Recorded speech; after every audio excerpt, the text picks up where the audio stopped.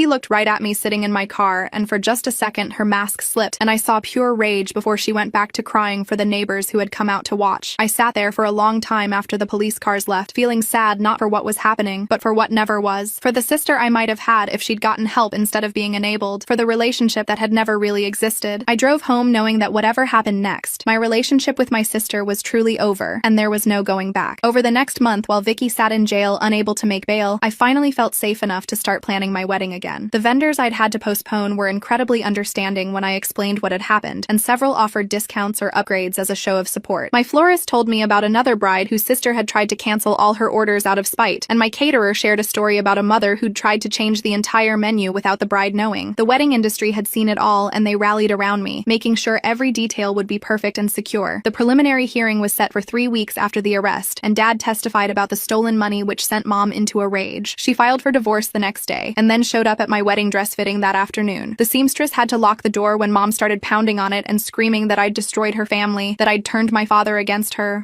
that I was evil and manipulative just like Dad's mother had been. She yelled that I was no longer welcome at any family events, that she'd make sure everyone knew what kind of person I really was, that I'd regret this for the rest of my life. Mom's filing for divorce because Dad testified about the stolen money is peak shoot the messenger energy, like getting mad at your smoke alarm for telling you the house is on fire while you're holding the matches. The seamstress called the police, but Mom left before they arrived, though not before spray painting "liar" on my car windshield. A few days later, I got an unexpected call from Ryan, who was calling from his therapist's office because he wanted to apologize with his therapist present as a witness. He said he was sorry for enabling Vicky, for not seeing the truth about her behavior, for participating in the photo shoot with my dress. He was working on himself in therapy and trying to rebuild his life, and he asked if Marcus and I would write character statements for his restraining order hearing. He also offered to testify in our criminal case if needed, saying he had evidence of other things Vicky had done that might help. I agreed to write the statement because I could see he was genuinely trying to change and had been another victim of Vicky's manipulation. 2 weeks before my wedding, Dad asked if we could have dinner together, just the two of us, something we hadn't done in years. We met at a small Italian place and he looked older, tired, like the past few months had aged him a decade. He apologized for not protecting me from Vicky when I was growing up, for choosing peace over justice, for letting Mom convince him that keeping the family together was more important than keeping me safe. He was in therapy now too, working through his guilt and codependency, learning how he'd been manipulated for years. He asked if I would still let him walk me down the aisle, and I said yes, because despite everything I knew, he loved me and was trying to make things right. The next morning, I got a call from a lawyer I didn't recognize who said he was representing Vicky and had an offer to discuss. He said Vicky would plead guilty to lesser charges if I agreed to speak at her sentencing, specifically to say the wedding dress situation had been a misunderstanding between sisters and that I didn't want her to go to prison.